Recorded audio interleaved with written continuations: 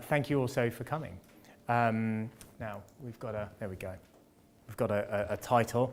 So this presentation is what you might call a minimum viable product, hearing that term used a lot recently. Really what I wanted to share with you is the challenges, the hurdles that we've undertaken over the last couple of years in trying to innovate, trying to become digital in an organization that's steeped in legacy. So that's pretty much it. It's how do you digitally transform when you've got so much legacy in your people, legacy in your systems and so on. So just a quick intro. Who's heard of Anthony Nolan here? Anyone? Okay, just a couple. So Anthony Nolan are the UK and the world's first stem cell register. So this is for people generally with blood cancer, but it might be other genetic blood disorders who require a stem cell transplant to save their lives. This is a little bit about us. I was 17 when I decided to change my life, make something of myself, and then I heard I could save someone's life. On average, every day, 5 people with blood cancer start searching for a stranger to save their life. If I'm a match, I'll be that stranger.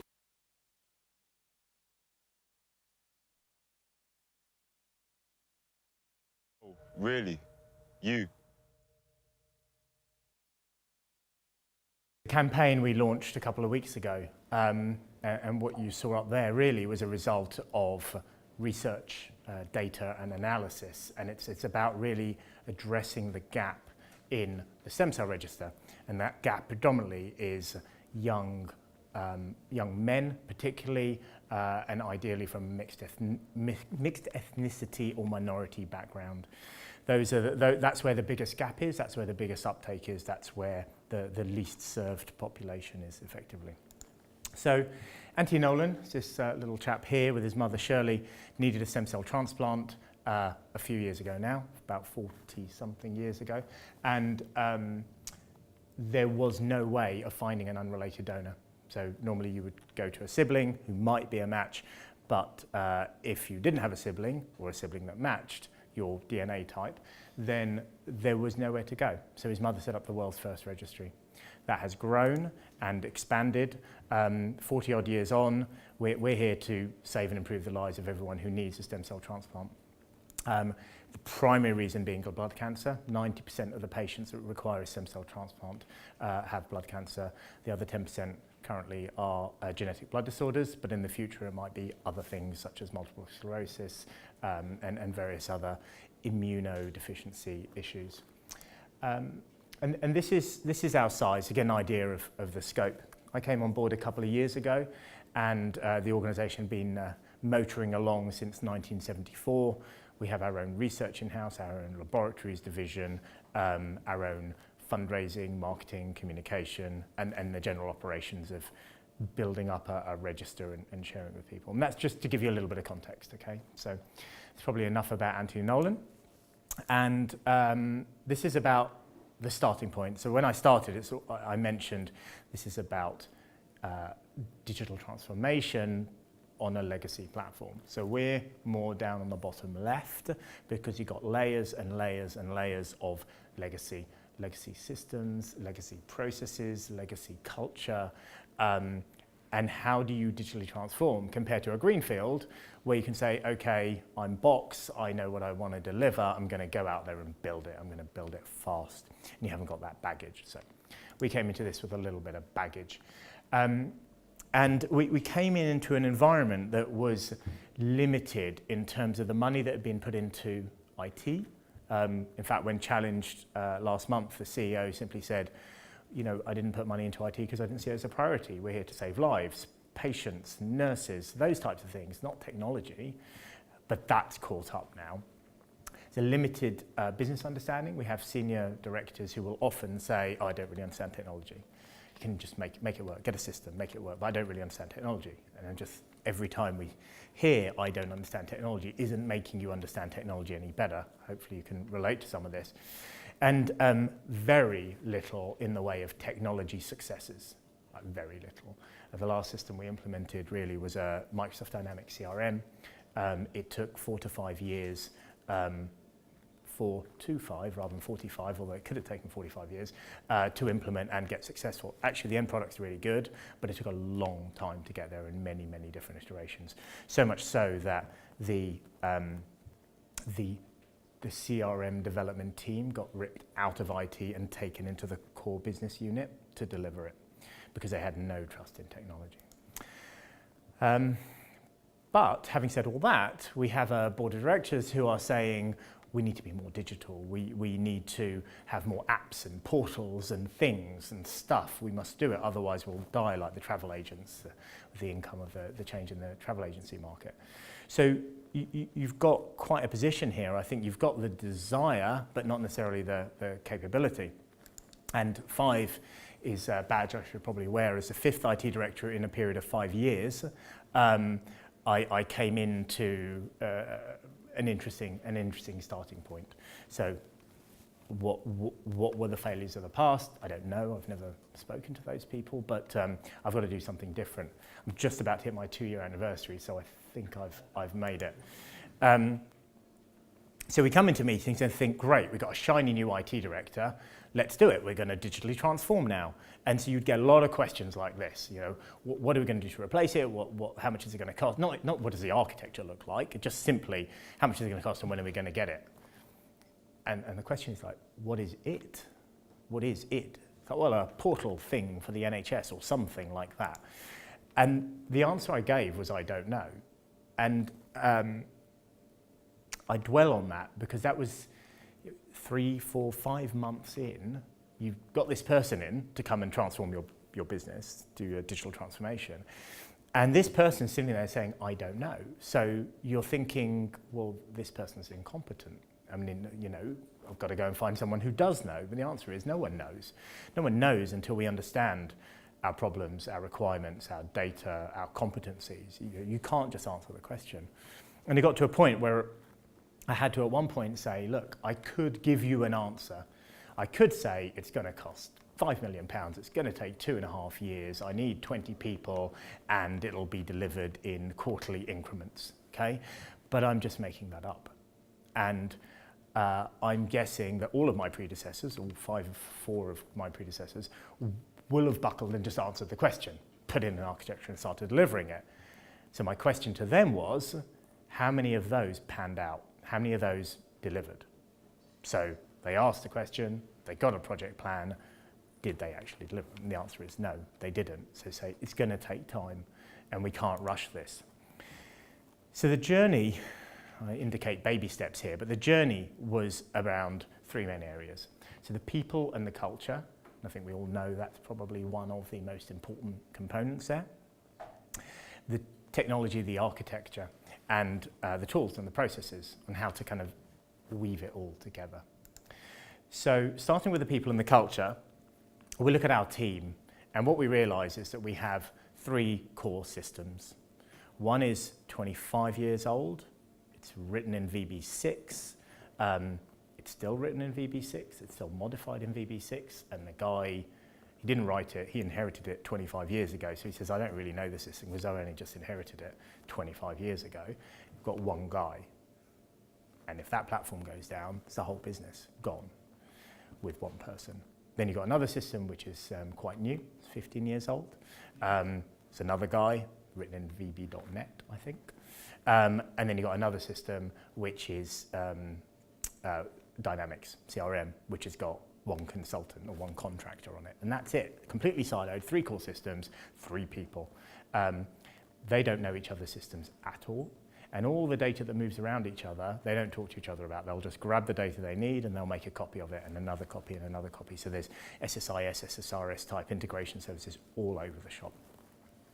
So we had to look at the team and we had to figure out where the skills gap were, how to engage them, how to develop them. And what we ended up doing is sending our 3 most established developers put them on apprenticeships.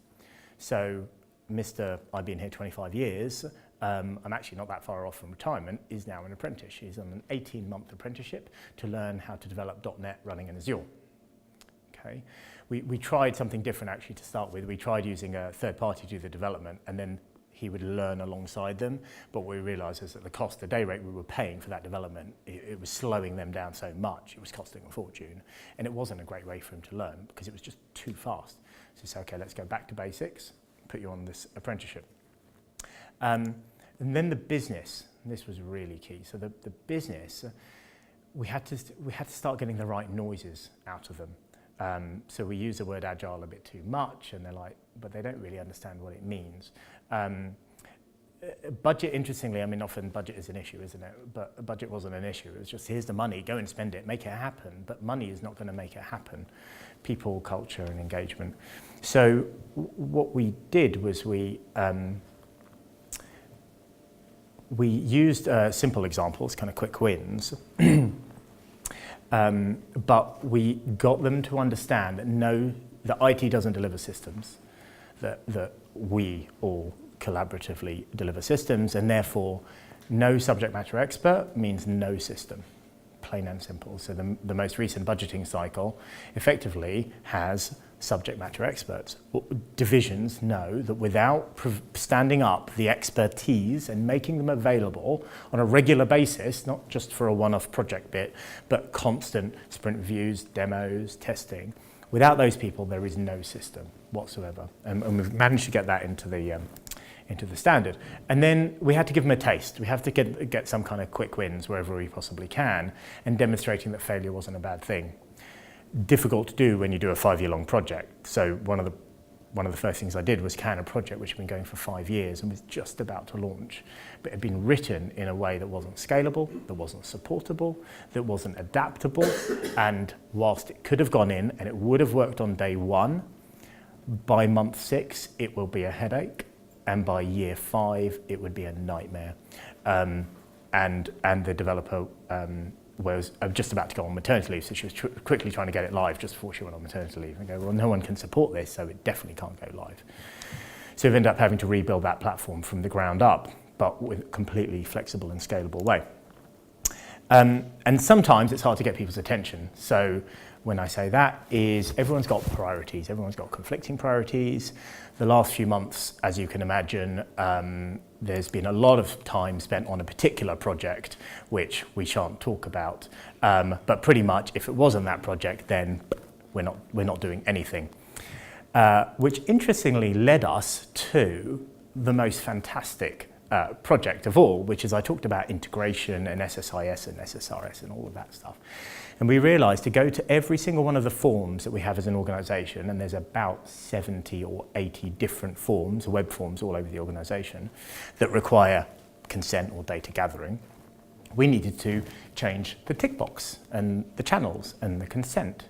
And to do that, and then modify all the processes in between, getting the data to the right database at the right time, would be such an enormous project that it would be easier to throw them all away and the entire transport mechanism away and build brand new forms using React JavaScript at one end, using Microsoft message queue type services in the middle, and have everything collected, secure, queued up, so it doesn't matter if the database isn't available, it can still collect the data.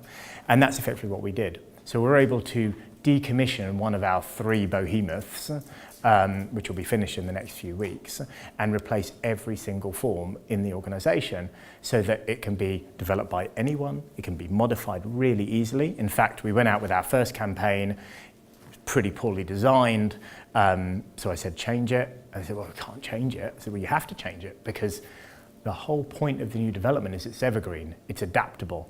So if we can't change it in the space of a day or 2, then we failed. The new architecture it doesn't deliver, and sure enough, within a day, we're able to completely redesign it and implement it. Because it's the same data, so the messaging platform didn't have to change. So that's a bit on the people. We increased the number of people in the team. We augmented with third-party suppliers just for new development, just to get us rolling. We don't want to become dependent on them. We created project management, business analysis, product ownership roles, just kind of started to build that all up. But it's a long journey. But what's really fascinating is one of the developers, 25 years on one system, 30 plus years in the organization, started as a laboratory scientist, said to me quite early on, he said, none of the previous IT directors, the other 4, ever spoke to me, really. Now that's a slight exaggeration, but what he's saying is none of them took application development seriously. It was all about infrastructure and PCs and phones, and they just never took it seriously. So to suddenly have the attention was a real morale boost for the guys, and to have someone say, let's invest in you and develop you. Then there's the technologies. So we had to decide on a tech stack. It's quite a blue tech stack, is probably the best way to put it. It's not, interestingly, pretty much all the technologies that we use in terms of end user, probably not the technologies that we would have chosen, given a completely blank sheet of paper. But because we'd put a significant investment into Dynamic CRM at the core, then that took us down a Office 365 route, a Dynamic 365 route, a SQL route. Because the guys were already developing flavors of .NET, then really trying to switch them all to Java programs was just too much, change. So we chose a stack that will do the job, was relatively safe, but also relatively modern at the same time. And then there was a challenge. You've got these big, large behemoth systems that have been written over decades. How do you rewrite that? It's really a challenge. How do you even know what they do? And we don't really know what they do. Even the people who support them don't really know what they do because data's flying around all over the place. And what we ended up doing is just taking a function, a single function. The one we chose was we're presented with a patient request from a transplant center. It says, can you find us a match for this patient? And then our search team will go and search the register to try and find a match.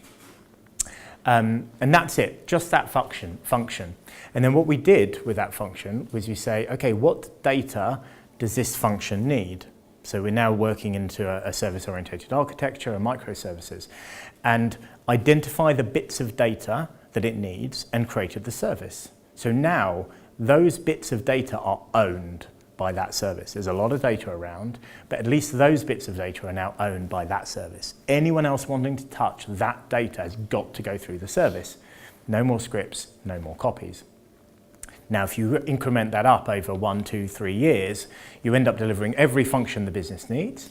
You end up having services looking after all the data.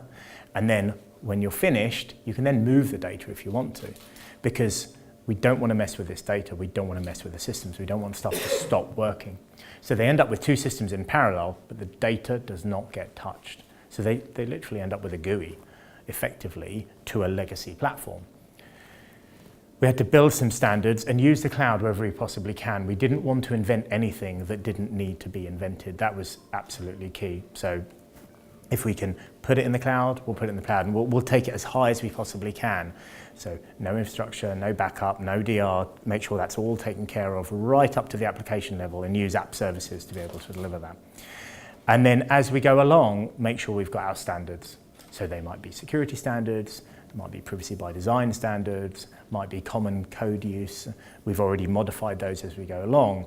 But again, we didn't spend a year and a half trying to figure out what the systems we have, a year and a half trying to define our standards, a year and a half trying to, it's just too long, and the end result would just be no good, because until you start doing it, you don't really know what you need.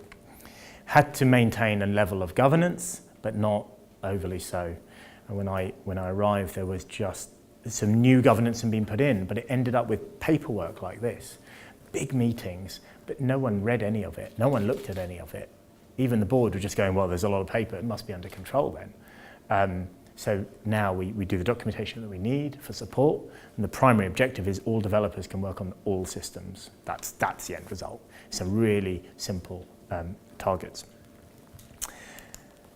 So in terms of tools and processes, actually there's some really quick wins here, but the tools don't work themselves. You've got to implement them properly.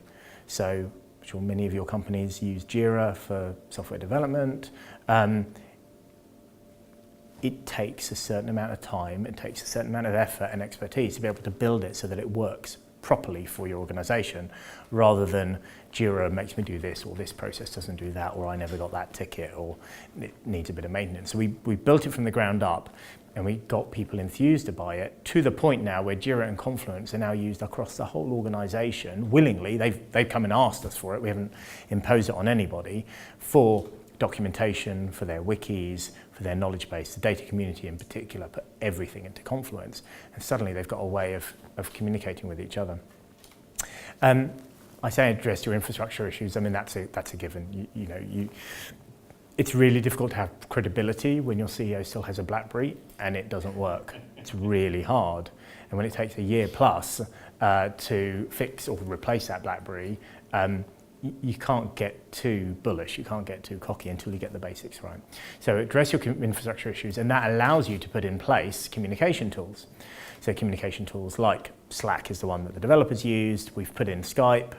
It's not that great. I've been talking to the guys at Fuse earlier on about futures. So get the right tools, but let people just choose the technologies that they want to use and get on with it. In fact, we implemented G Suite tactically, and we're implementing Office 365 strategically.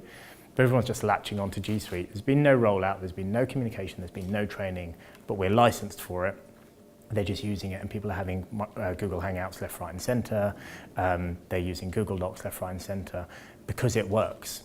So we're not going to say to them, don't use that, when we haven't got something that's an alternative and something that works. So just open up those communication channels, keep tabs on it, but don't let it out of control. And then get ready for growth. So whether it's automation, whether it's automated testing, you can't build all that on day one, but you've got to keep, as part of your standards in your design, is keep one eye on that, so that you've got the opportunity to be able to build that up. And also communicate your successes and your failures, and that's really important. So every 6 months, we'll present to a subset of the trustees and the leadership team systems that we've developed, systems we've designed, and every 6 months they get to see what's happening. Of course, the teams that are working with the technology are getting to see stuff every 2 weeks, and then they're spreading that message along the line.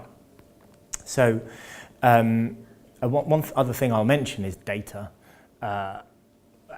Quality of our data management just is not good enough, and I think many in the organisation would argue that we are a data-driven business, that is our business for 40 years, simply collecting data on people who wish to donate stem cells and matching it with the data of patients and getting the best alignment.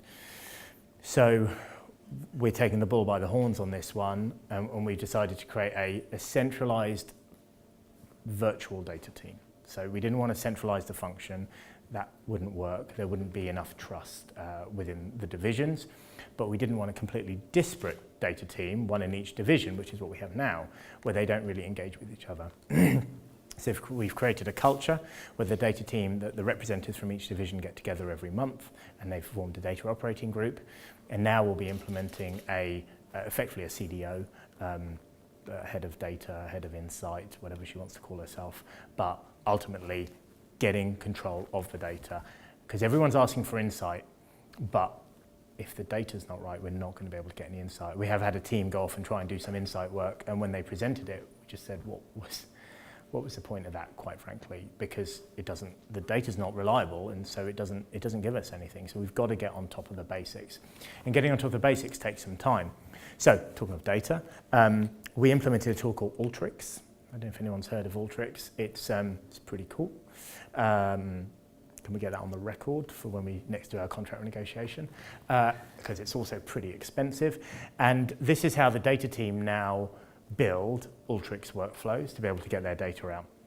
Now, it looks complicated, but imagine if you were looking at lines of SSRS, SSIS SQL code, okay, which we'd spent a year doing and got absolutely nowhere with. And what this is a workflow. So where you're getting your data from, how you're twisting it, manipulating it, joining it. And these streams happen every single night. So every single night, they go into all of our various data sets across the whole organization and suck this all up, manipulate it, effectively stand up a one-day data warehouse, so a data shack in memory. And then all day, you've got access to that data shack to be able to interrogate it. And so all of our reporting now is effectively done off that data shack. It's a really quick way of creating a data warehouse, effectively out of nothing, completely disseminated data. The people we buy it from give us all the training that we need. It's been pretty cost effective from that perspective, and people love it and they've got up to speed with it really well. The data community work together and they peer review, define their own standards. It's been absolutely brilliant.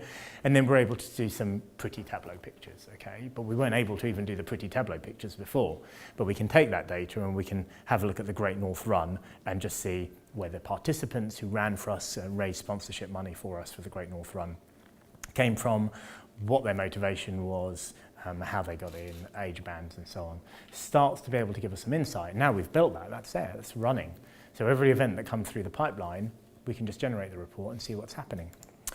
And then very, very briefly, probably not all that exciting or relevant to you, but this is what patient DNA or HLA, is a bit of the DNA that we're interested in.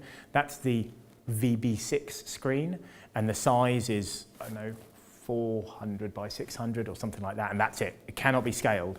So they've got these big 22-inch, 24-inch monitors, and they're looking at this tiny little window in the middle. That's what they're going to work with. You can't even cut and paste into it. So they have to type out this DNA. Now, this DNA here can go on and on and on and on, and they've got to type it out from a paper report that's been faxed through from the NHS. And that's what they've got to do all day long. And these are all PhDs, the people who are doing this work. The new screen looks like this, and what you can do is you can just start typing in the first bit and then look it up in the central database. That's a database that Anthony Nolan created and is used by the whole world for DNA matching. And so you just start with the first bit and you can cut and paste it if it's a PDF that's been generated from Word, and then it says, okay, well, which one of these is it most like?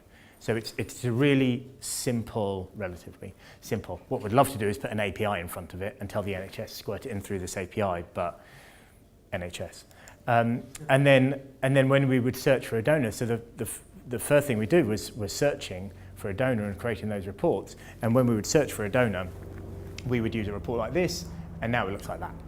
It's just much, much simpler. And the reason being is because that's triggering a search, whereas before, when you triggered a search, you'd then have to say what filters, what priority, what sequence, which is now, we can now do that afterwards. So we trigger a search, and then we can do all the filtering and the sorting, generate PDF reports. That was the big project that really made a difference and showed us how to stand it up. And then when I talk about harnessing the cloud, report an issue. So that's a Jira Service Desk plugin. Really, really easy to implement. And what it meant is now they can press that, instead of emailing the service desk, who are a bunch of infrastructure guys who have to then send it on to the application team, they can click that, they can look at knowledge base, and then give us structured information so we can provide support. And then the last thing to mention is we also launched our first ever app last month, which allows stem cell transplant patients to be able to track their health, their well-being, get information, get advice. We didn't go out and write an app. We found an app that was written by the Chelsea and Westminster Hospital for HIV patients, and we said, that's pretty much what we need. Can we just have that and change the content, please? And they said, yeah, sure. So we did that and we launched it. So we got there quickly using our expertise and our content rather than trying to develop an app from scratch, which really wouldn't have been a good use of our time. And then the last bit is just our future. There are lots of exciting things. It's a medical charity, it's focused around patients. The opportunities for machine learning, for analytics is absolutely enormous. So we're talking to the likes of IBM and Google and just trying to find ways to collaborate. And the most exciting part for me is patient privacy. There's a lot of work, it was mentioned earlier, around NHS and patient privacy. So we're trying to tap into all the work that they're doing and just leverage that so that we can just share patient data globally as efficiently and as safely as possible, which then allows us to open up the door to do much better quality data sharing globally. So, real whistle-stop tour. I hope that was useful in any way, shape or form. Thank you. I think that was inspirational there. Thank you.